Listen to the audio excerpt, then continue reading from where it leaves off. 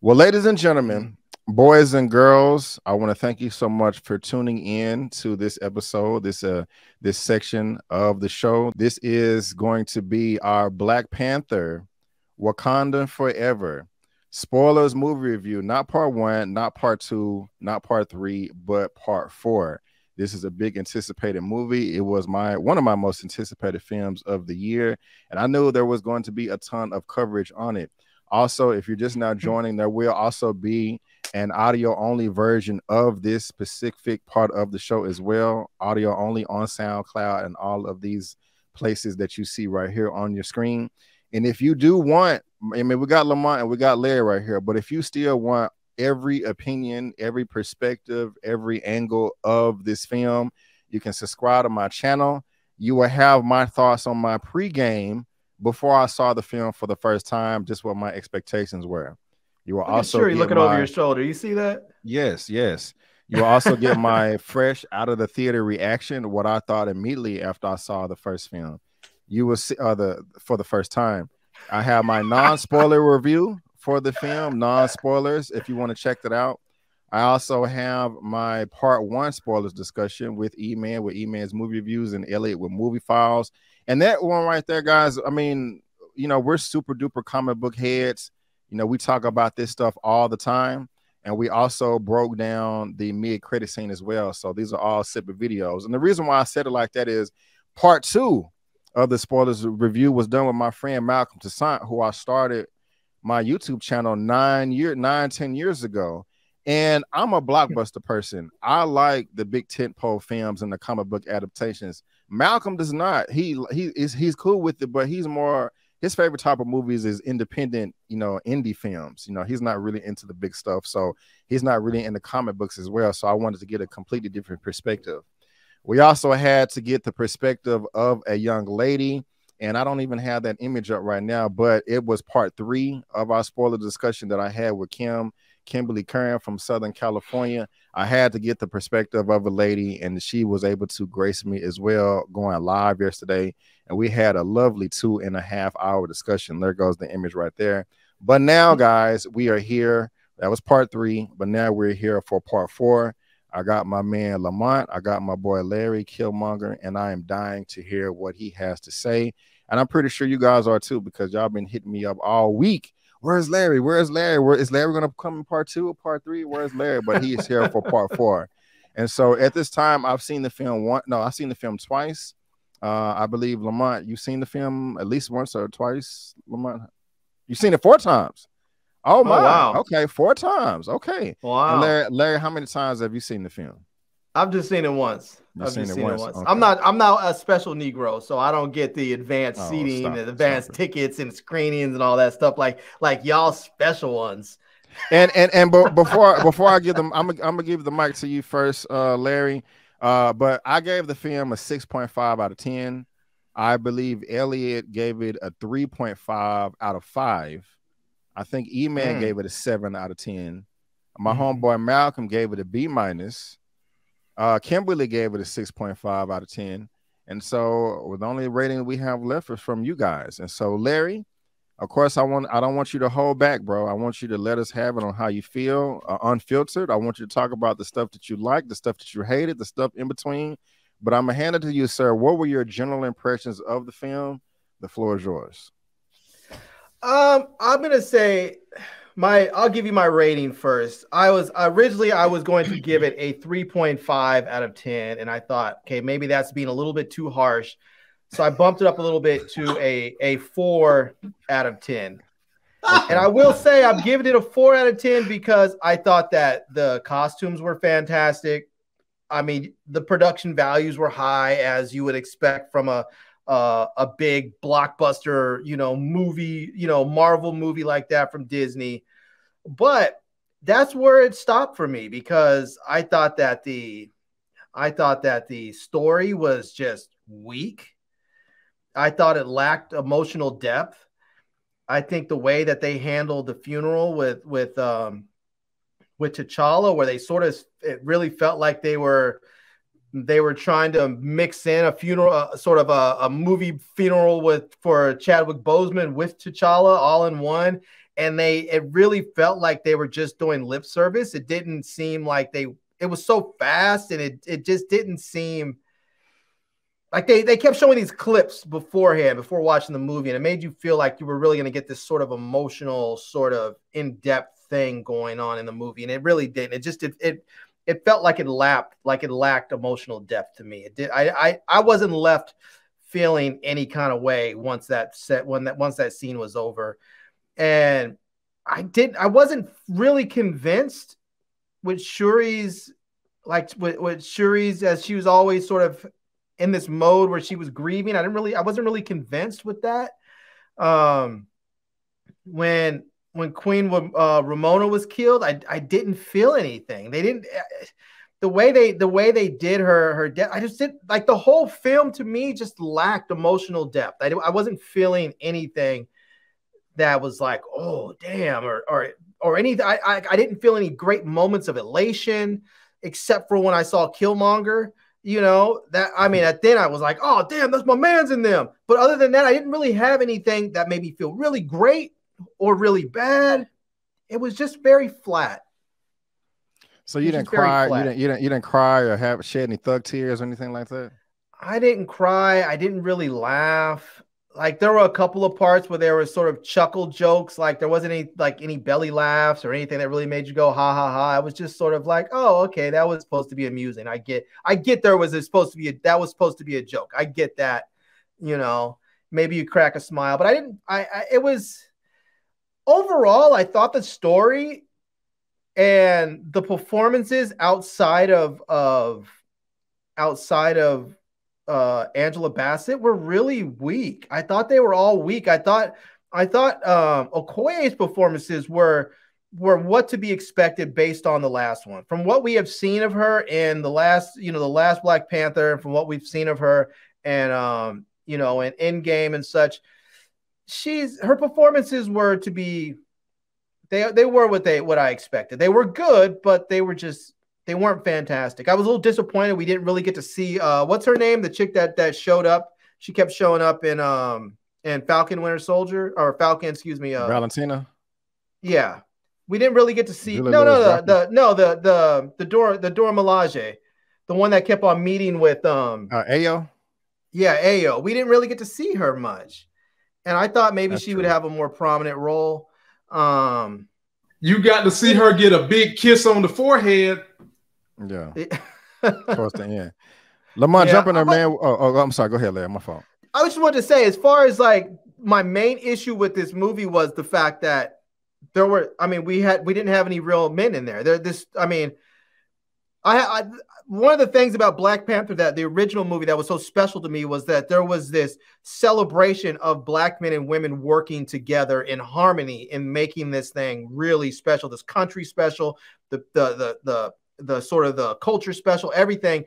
And they just gutted that. They didn't really have any men. The only man that really showed up that we saw was M'Baku, and they made him basically sort of into a weakling and a clown. It was like he showed up and got punched across the yard, and then that was it. We saw him later after he came out to say, I'm a challenge for the, it was just, if there was so much, there was the lack of Black men in this was so bad, it felt disrespectful. It got to the point where it felt disrespectful at one point.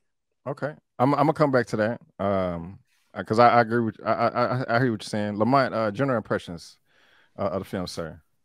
I gave the movie a 7 when I felt like if they would have made a couple of changes, the movie could have been a 9.5, and I'll explain why. Number one, I'm explaining the issues I had with it, not what I like. Larry pretty much said all the things I like. Let me get to my issues with it. Number one, Shuri becoming the Black Panther felt rushed as hell. Had that been T'Challa and all the emotion and everything we have invested in T'Challa with Namor as a villain, because in the comics, the two are yin and yang, this would have felt like a better stellar movie. Now, mind you, I understand I'm a comic head. I'm into the lore like we all are. So for us, it's a bigger disappointment. But for general fans, they're probably rating this movie a high 8, high 9, high 10. So Shuri ascending to be the Black Panther so quickly was a problem for me. Pulling M'Baku's left nut sack off and then crushing it on the Actors Guild table was a problem for me. My dude was nothing but a comic relief. When Shuri brought her ass in there and said, "You will help me," he just sits there like, "Okay, I'm gonna help you." Okay, so I had a problem with that. I had a problem with them wasting our time on a storyline with Ross and Val. I agree. You save all that shit for the post credit, because the whole point in Val was to let us know that the Thunderbolts are going to be coming to go after Namor in their own solo movie. That was the whole point in introducing the Thunderbolts. We ain't need to have all that. Movie could have been cut down about 2 hours and 20 minutes. You took that bull job off. Yeah. Somebody gonna be mad with me. I don't see what was the point in introducing Riri Williams so quickly. I ain't mad at you. You could have had that same storyline with Ross having had someone give him a device to do that. He gets caught in the middle, and we could have let Riri get introduced in another movie, because I wasn't invested in her. At times, she got on my nerve being young and kind of impressionable. And then there was times I was just like, dude, you're doing too much. The Queen dying. I felt bitter about that because I hurt for Angela Bassett, who plays the character, dying. I was not emotionally invested to Queen Mother dying in that moment. I was emotionally invested in the actress playing her, and you've done such a good job with Queen Mother. Why are we not going to see you? You wasn't sacrificed for anything. You dying didn't make me feel any more better about Shuri ascending to become the Black Panther in the manner she did. So I felt like that was a waste. Other than that, I was okay. I got you. I'm gonna come back to Larry, but before I do, I got a number of super chats that I want to grab real quick. Let me find the first one that I haven't went over. I think it's this one right here. Jojo 499. Thank you. Now Larry, you and Jesus both know you gave it a 7 out of 10. There's audio of you calling Wakanda Forever the Dallas Cowboys of Marvel movies. Wow, that's interesting right there. I'm not even sure what that means. Yeah, it is interesting. Did you ever say that, Larry? It means that when you are a loser, you keep winning. That's what it means. Sounds good. Sounds good. But thank you, Jojo. Yeah, thank you, Jojo. I'm not giving this movie a 7 out of 10. The only way this movie would get a 7 from me if it was out of like 20 or 100 or something. My goodness. But no.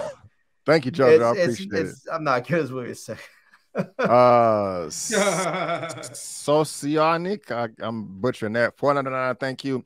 Damn, come so on, iconic. Man, not a 4. Gotcha. So iconic. Thank you, Larry.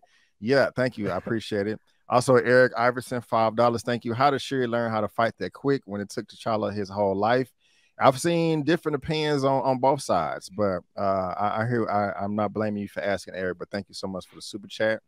We also got Dane C, another $5. One of the benefits of Black Panther Wakanda Forever that it's going to show the strength of African box office. I hope so. I hope this movie makes as much money as it needs to. So thank you, Dan C.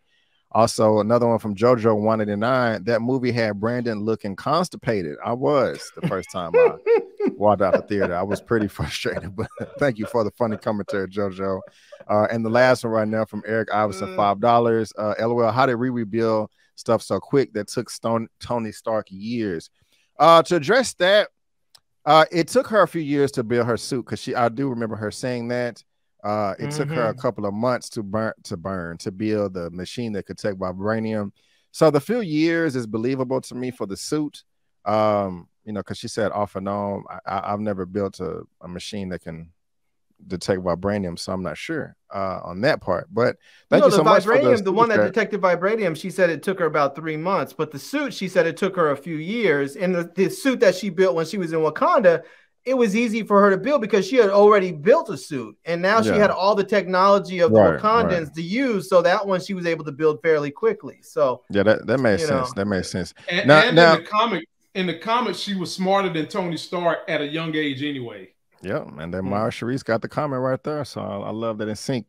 Now, Larry, as far as I like your commentary as far as you saying one thing that excited you about the first film is it celebrated how men and women, are coming together and working together in harmony, and there was a large absence of men in the second film. I agree with you there. It wasn't even a large absence; it was a very conscious, intentional absence of men here. I won't go that far. I don't know what the reason. No, maybe yeah, that's cool. Yeah, that's cool. That's cool. But the only part, M'Baku backseat. But other than M'Baku, there was really no other men to come on the forefront. So that just made it even more upsetting that M'Baku wasn't at the front. So that really did piss me off. I do also agree with Lamont. Larry, one of the things that pissed me off the most, you say you didn't have any emotion to this, was the death of Queen Ramonda. That really pissed me off and sent me over the moon. I was really, really pissed off about that, and I cannot understand why they made that decision. So I just had to put it out there. But let me ask you now, man, what is something that you did like about the movie that you can be like, oh, that was badass, if anything at all? Oh, jeez, what was badass or liked about it, really? Man, did you like what about the action, man? Because I like that. I just knew you was gonna be let me ask you this, man. How did you feel about Angela Bassett, flexing in the United Nations meeting at the very beginning? And they was cutting to the scene of the Wakandan base in Mali with the Frenchmen trying to take the vibranium, and they getting beat up, and Queen Mother like, yo, mother effers over here trying to steal our stuff. If you do it again, we're gonna whoop your ass, etc., etc., etc. I love that scene. One of my favorite scenes in the movie. It didn't do nothing for you. It was just okay. To me, it was just okay. I felt like I thought to myself as I was watching this, and I see the scene where they're showing the Dora Milaje walk in, and they have these special forces officers, basically enforce them on their knees in front of everyone. I thought to myself, oh, great, black women, this is what you want to do. You want to make yourself a target. You want to show everybody, look, this is what we can do, and you want to make yourself a target. Not the best idea, but go for it if that's what you want. But I mean, to be honest with you, I didn't, it just seemed like it was just okay. It was just a regular sort of scene. It was, it was what I expected from the Dora Milaje. It was cool. But what I thought, I mean, the thing that really got me about Queen Ramona was, or Ramona, whatever her name is, that got me was that scene when she was really angry and started and stripped Okoye of her rank. I was really kind of upset with her because she was up there and blamed her and said, oh, I've lost everything. Your husband is someplace where you can go visit him, suggesting that I guess he's in some sort of Wakandan jail. So I guess we'll see Daniel, what's his name's character Kaluuya again. Mm-hmm. Yeah, Kaluuya. We'll see his character again, it sounds like. But I thought to myself, she's a Dora Milaje. She's not sworn. She's not sworn to this family. She is sworn to the kingdom of Wakanda. And so when she had to go and when she decided that she was not going to help her and Shuri and Nakia do what they did, she did it because she and the Dora Milaje were being loyal to the country. What she was doing was being basically a corrupt ruler, which is what her family has been. Just like when her father, when her husband summarily, executed his own brother. That was straight corruption. When they decided that they were going to dishonor their traditions and go take the herb and go give it to T'Challa, even though he had lost his challenge, when they decided they were going to do that was all corruption. And she wants to blame the one person in that room that was really loyal to the country and the laws and traditions of that country. Okoye and her Dora were there because they were supposed to be there. That's how things were supposed to happen. We never did agree on that. I just remember it because they didn't cheat in the first film. T'Challa never lost a challenge. The rules weren't broken. He didn't. Bruh, how do you? The rules are he did not submit. Yeah, he didn't. Yeah, he didn't submit, and he didn't lose.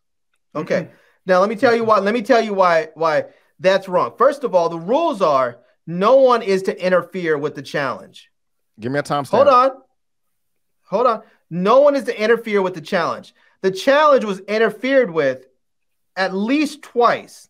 At least twice. One, because Zuri interfered when Killmonger was about to strike that death blow, and Zuri stuck his staff in front of him, in front of T'Challa, and blocked that death blow. Instead, and Killmonger said, "Fine, I'll take you too, Uncle," and killed him. That was the first time he interfered. The next time that he was interfered with was when he was thrown over into the water. He should have been left there to die, and instead, the Jabari tribe picked him up and brought him and nursed him and stuck him in the ice. And then the third time is when they took the herb and they made the herb and they gave him the herb to save his life. That is not supposed to happen. The challenge is not supposed to be interfered with. You are not supposed to protect someone or help them. You're supposed to let the challenge be, and what is. You're right. He never submitted, and so you're not supposed to help him. If he submitted and he was all beat up and wounded, you can go help him. But he never submitted, so the challenge was continuing, so he should have never been helped. They should have let him be. And Larry, you just made that up. Somebody how did I make that? Did you watch? I'm about to tell you. Somebody in the comment was like, "Larry got the director's cut," because there was no dialogue or subtitle saying that you can't interrupt. And you talking about that they should have left him to die in the water. What are you serious? Just let the man die? Like, that's interfering. The fight was over, apparently. And it wasn't over until the dude was dead. And then or he submitted it. He wasn't, he had neither one, so the fight was still going. We're not gonna save the king's life and give him the herb. We're just gonna let him die. Come on, you ain't serious, bro. Like, anyway. My God. Like, you guys, I don't know what movie you guys are watching. What rules? It's like you can't just throw rules away, Larry, because they don't suit your needs. Give me a timestamp of where they established those rules. I will pay your mortgage for 3 months in a row if you can find it. Okay, y'all got that? You're live. Lamar, you got any commentary? Or are you good on what we just discussed?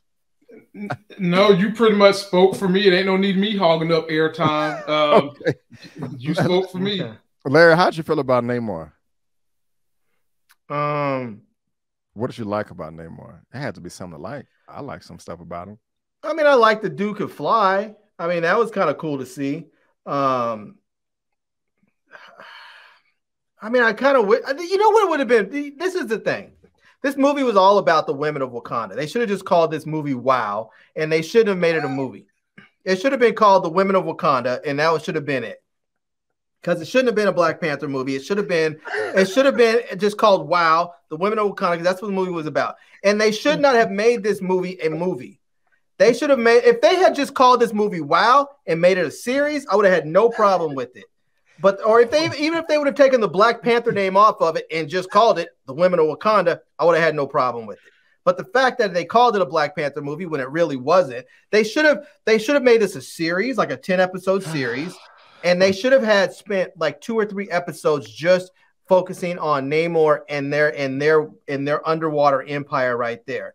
And then they could have had the other characters, and they could eventually had come together, and they could have fought whatever they wanted to. But it seemed like his motivations, and then the way they concluded everything was sort of whack. He wanted to go to war because they wouldn't give up Riri. It's sort of silly. That didn't make sense. I do agree with you there. That was sort of silly. It's sort of like, so you want to go to war with this country, and this is the other thing that pisses me off too, right? That's sort of disrespectful for the men, is that these Wakandan MFers, they went and murdered one of their own and left one of their own behind because they wanted to help Black men and women in America. They were being killed and disenfranchised. I'm talking about the first one. They wanted to, Killmonger's dad wanted to help American Black folks. And because he wanted to do this and they disagreed, he was straight up murdered right there in cold blood. And then they left Killmonger behind. They didn't take him and say, "Hey, you're coming back home. You're one of us. We're not leaving you out here in this world." They left him there. But now you have this female scientist that they go and grab up and they're ready to go to war for her. They won't even go. They won't even go to war. They won't even protect one of their own by so much as taking them in. But some other scientists, they're willing to go to war and sacrifice thousands of lives on both sides of this war because of a scientist. Well, I mean, that's some straight up bullish. That's just basically saying male lives are not worth dick. We're not going to support you. We're not going to tell you your life isn't worth crap. But some other woman, that's some scientist, we're going to go ahead and go to war for you. Did they not think to themselves of the fact that, oh, guess what? This technology, once it's been established, you can do it. It's going to be made again. It doesn't matter if it's Riri Williams or if it's some other genius person out there. It's going to be created. The people, once you know vibranium exists, once you know there is technology that can detect it, it's just a matter of time before they recreate that and do it. And so this idea of going to war to protect her is asinine. And then at the end of the movie, basically, they just agree, oh, we're going to go ahead and protect her. We're going to keep your secrets, but we're also going to protect the scientists. So they went to war for nothing. People got killed. People were dead. They all of this. For what? So they could come to the same conclusion that they came to in the beginning when Shuri basically said, "Oh, we're going to protect the scientists and keep your secrets," and Namor said, "No, that's not good enough. You don't do what we want. We're going to war." So basically, here's what we have. Here's what we have. We have white European types that say, "We want your black stuff." They're saying you can't have it. And so now they decide, well, if we can't have it, we're going to try and take it. And somehow now we have Mexicans and black people fighting each other over something that has to do with white folks. And that's basically that is the colonist playbook to get black folks and other brown folks to fight against each other while they're running around doing what they're doing. Let me jump in because you said a lot. Though I'm laughing because at one point I'm agreeing with you, then you'll say something crazy. Then I'm agreeing with you. Then you say something crazy, and then you say so much that I'm trying. I gotta address it all. First, the problem is it's not crazy. Hold on. This is first. I agree with a good amount of what you just said. Not everything. First, let's try to keep it on part 2 instead of part 1. But I still got to push back. But they think you can't. Wait. I gave you a good 6-7 minutes. I didn't interrupt you. Hold on. The first movie. That was treason when he stole. Yes, he was trying to be noble and help black people in America, but he blew up the border with Claw and killed his own people to steal from his brother. So that's true. And then he pulled a gun on him. So yes, it was brother on brother, but you killed your own people to help foreigners. That's just a no. Now I do agree with you 100%. 100%. Because even in my spoilers review part 1. At the end of that review with E-Man and Elliot, I said to myself, yeah, I do feel some type of way because in the first Black Panther movie, you had black people versus black people. And in the second one, you have black people versus brown people, but y'all are not going against the real threat, the dominant society, the white supremacists, the colonizers. And it was even in the movie, it was baked into the plot because old dude said that the United States wanted to destabilize Wakanda, but they didn't show them fighting. But yeah, you do have black people and brown people killing each other. It was silly to me towards the end that they were fighting and people were dying, Talocans were dying, Wakandans were dying, and then they just made up out of nowhere, yeah, we're family and friends now. So I will give you that. You said so much, man. I gotta here's the thing, B. Here's the thing. If he pulls a gun, like you said, what's his name, pulled a gun on his brother. That means absolutely nothing. The dude. I know, but you brought it up, and it's all connected. The way it's all. But connected. I was responding to you though. I know, but my point is, it doesn't matter if the dude pulled a gun because the dude's wearing a Black Panther vibranium. So he could have shot him point blank, and it wouldn't have done anything to him. And so pulling a gun, it's like if a toddler walks up to me and says, "I'm going to punch you," and makes a fist. He's not going to hurt me. He pulled it on Zuri. Zuri didn't have a suit. But let's stay on part two. All right. How did you feel about Atuma? I thought Atuma was badass. I liked the intro when the CIA was being attacked by the Talocans, and they was doing the little chant, sending the people to dive off to their death. And Atuma made an interest on that scene. Excuse me, throwing the spear. He whooped the crap. Well, he didn't whoop Okoye, but he beat her on the bridge. You got any good positive things to say about that, or no? No, I mean that was cool. It was kind of funny how dude, whooped her and then just sort of like kicked her spear back over to her. Like, come with it. It's like, it really shows you, like, and we all thought how badass Okoye was, and then we realized, okay, you give somebody else the same technology that she has, and is she really still that badass? Because dude had a vibranium spear too and made real quick work of her, and he sort of just kicked it back and was like, come with it if you want to. Larry, are you forgetting that dude is super strong and Okoye? I was just about to ask you that, bro. I was just about to ask you that. Yeah, okay, Lamont, I do want to hear from you. How do you feel about that power scaling? Because I know you said he's strong in the water, but he's not as strong outside of the water. So does that power scaling make sense to you, or are you kind of disappointed with that, Lamont? I'm okay with it. Because I know the lure so well, I was thinking they was going to go in a direction where Attuma would be the villain that's causing these two to fight each other. Because in the water, he's as strong as the Hulk. You take him out of the water, he progressively starts to lose his strength the longer he's out of the water. So he starts out real strong, and then he just drops.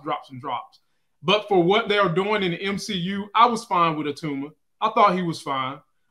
They tried to make him physically appear the way he would normally appear in the comics. And so I was fine with him. And actually, for me, my favorite character in this Black Panther movie was Okoye. And I agree with Larry. I did not like how the Queen tried to get rid of her, but not for the same reasons Larry mentioned. But I enjoyed the Attuma Okoye back and forth banner. I did not like Okoye's War Dog suit either. It looks like the Predator. It looks like that Predator suit. We agree. Nobody liked that. It was pretty trash. Ugly. It was pretty trash. And I agree with you about Val and Everett Ross. And I got my notes right here. I don't want to go down everything and repeat what I've already said in my other reviews, because everybody, I've talked hours about this, so this is more for you guys. But Larry, let me see. How did you feel about Nakia in the post-credit scene with Baby T'Challa? And High Not in Haiti. How'd you feel about that reveal? Are you are you satisfied with that? Hashtag recast T'Challa, all that. How you feeling, sir? I don't know, man. I'll be honest with you. At this point, after watching this movie, I feel like I'm either gonna need a series or something else as a palette. I have, like, if they announced they already have another movie coming, I wouldn't be excited. I would not be excited at all to see it. So I have zero feelings about that. They're gonna have to win me back over. I got you. Man. I got you. Let me grab a super chat real quick, and then I'm gonna have to let somebody go. Jojo 499 again, -7 out of 10. Brandon, and the movie is like the Dallas Cowboys because it looked hopeful, but like the Dallas Cowboys, it was trash. I am not gonna let you hate on my team that way. Get out of here, Dallas Cowboys fan for life. But now, Giorgio, thanks again for the $4.99 super chat and all the lovely commentary and all the super chats that you gave us. But we didn't even look hopeful. We're gonna. I told you guys like last year was gonna be trash. Hold on, we're gonna keep going. But Lamont, I know you have to head out of here, sir. And I want to thank you so much for joining me today. I really do appreciate it, man. I love you every time you come on to the show. Before we head out of here, man, you have anything going on your channel, on your outlets that you would like to let the people know you have coming up on your channel? Well, yeah, if you guys love the living legend Larry, you want to hear him talk some politics, come check us out Wednesday night at 9 p.m. Tomorrow night, I'll be talking about Black Panther again with J Mo and Muchella the Hammer. And Tuesday, I'm going to be interviewing one of B. Avery's compadres, Ella B on TikTok, who also does YouTube. She has one of the sweetest Southern accents you're going to ever find on a sister. Yes. That voice can put you to sleep, and she's going to come on my channel. She's going to talk about her channel. She's going to talk Black Panther a little bit. We're going to have some fun. We're going to promote her. So just come check me out, ladies and gentlemen. We'll be doing it all this week, 9 p.m. Eastern.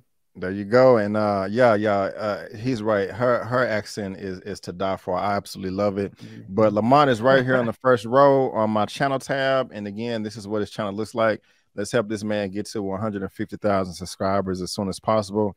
Lamont, I want to thank you so much for joining us today. I appreciate it, sir. You're welcome back anytime, and you have a good night, all right? Y'all do the same. Appreciate that, bro. All right, peace out. See you, bro. All right, it is now me and Larry and myself. What did I just say? Did I say that? I don't know what I just You said said, me and but Larry and myself. It works. okay, gotcha.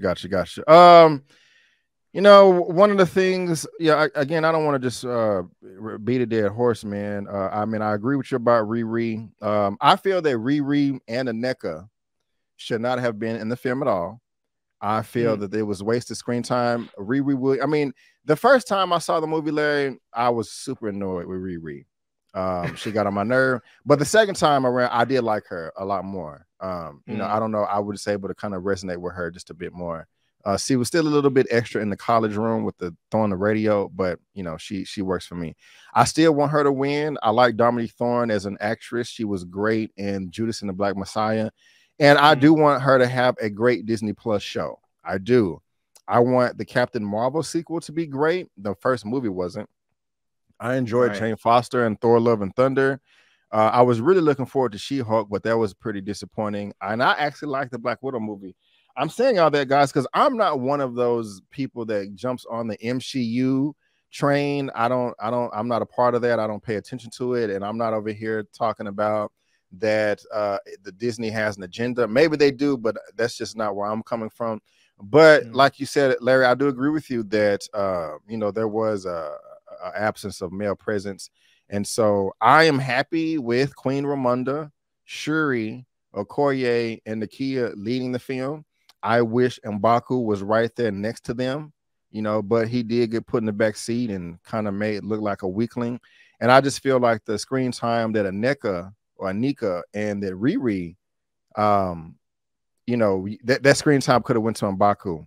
I would have liked it if M'Baku went to America with Shuri and Nakia. That would have been kind of fun. Him being in the dorm room or posted up outside the car or fighting on the bridge as well. And to answer your question earlier about a new palette cleanser, from the beginning, I did want to just a straight recast, but I was saying to myself, cancel this movie, just focus on a Disney Plus series for Wakanda, which they already announced, because we could have got the origin of Wakanda. We could have got what Black Panther was doing during World War II. We could have got a story of King T'Chaka, T'Challa's father, a movie or a series, or Dora Milaje stuff. All those would have been options. We could have got Namor and his own separate film to establish that, because us getting to know Talokan got in the way of us getting to know Wakanda more. But again, I've already said all this. Let me see, man. You already said you like the costumes and the acting, and we talked about the death.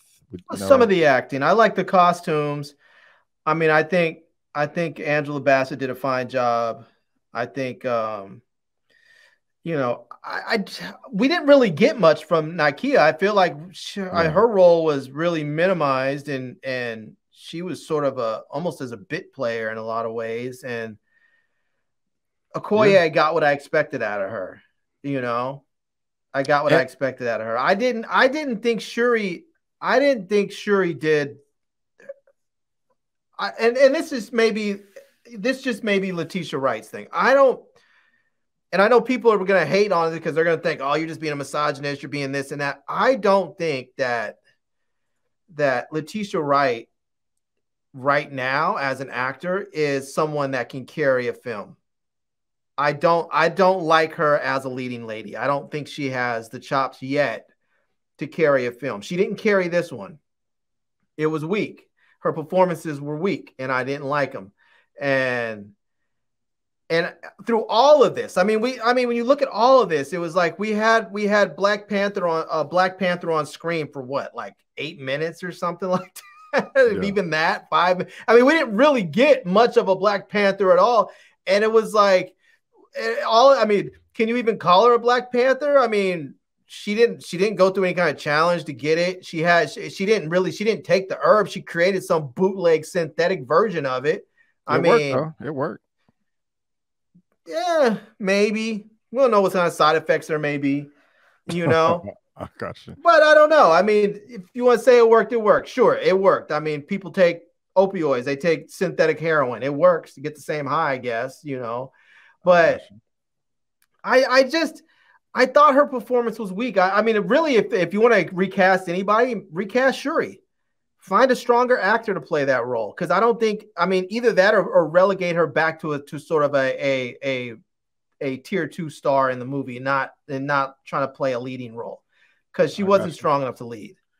I think Lupita would have done better if they would have made her as Black Panther, if they would have elevated her role, because as we know, Lupita is a stronger actor, and they didn't utilize her acting skills at all in here. I mean, it was, what do we see here on screen for a few seconds, for a few moments in Haiti, and then, a couple quick clips in Wakanda? We barely saw her.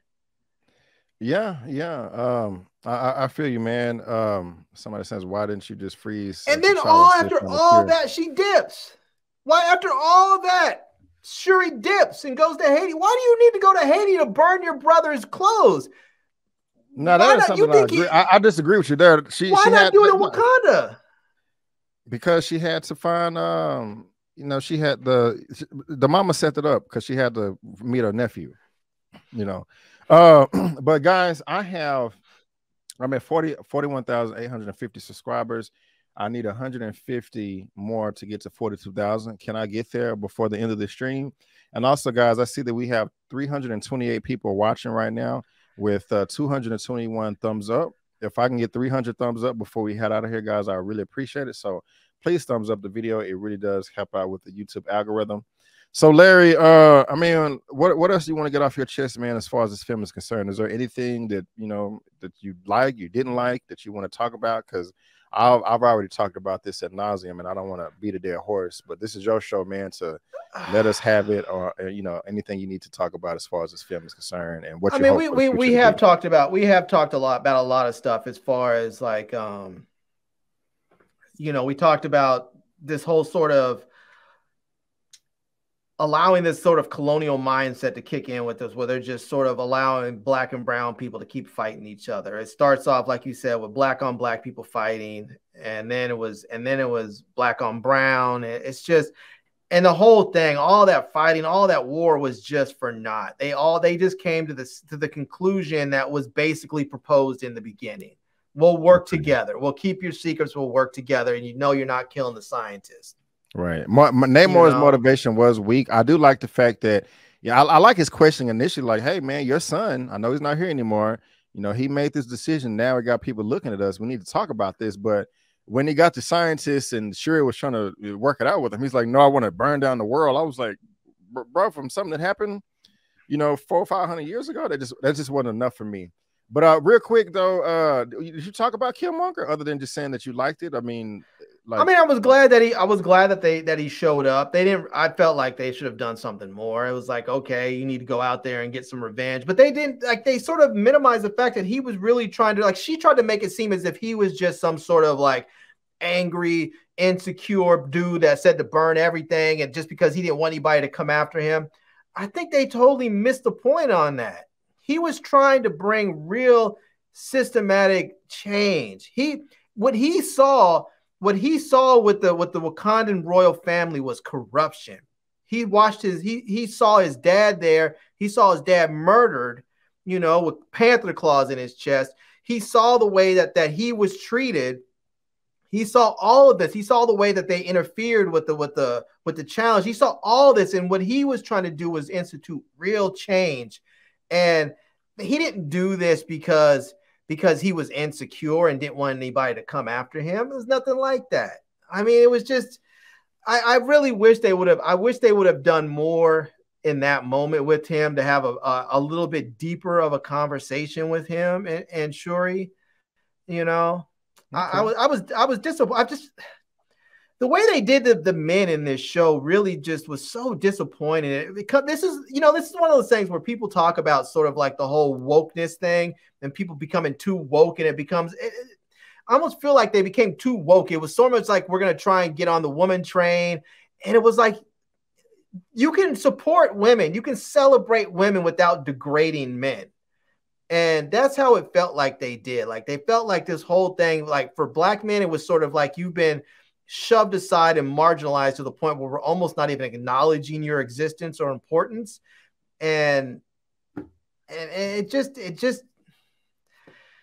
okay. It didn't feel good watching this movie. The other movie, when I watched Black Panther, I left feeling good. I felt good. I felt happy and proud to be Black. I felt like everybody was celebrated. I watched this, and this movie didn't make me feel good. I got you. Well, and those are your final thoughts. Yeah, man. I'm not gonna. I seriously doubt I'm gonna watch this again. I might watch it again when it comes on Disney Plus.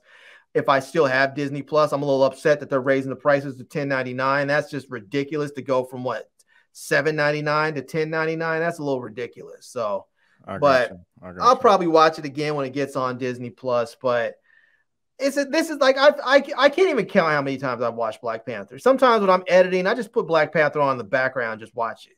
And okay, I got you. Yeah. Well, ladies and gentlemen, boys and girls, that is going to conclude that portion of the show for our Black Panther Wakanda Forever spoilers review part 4. Larry, I really do appreciate it. Lamont, if you're still listening, I do appreciate it too. Again, if you another want, super chat. Thank you. I'm not going nowhere yet, but again, if you want an audio only version of this part of the show, there's going to be one on SoundCloud and all of these devices right here.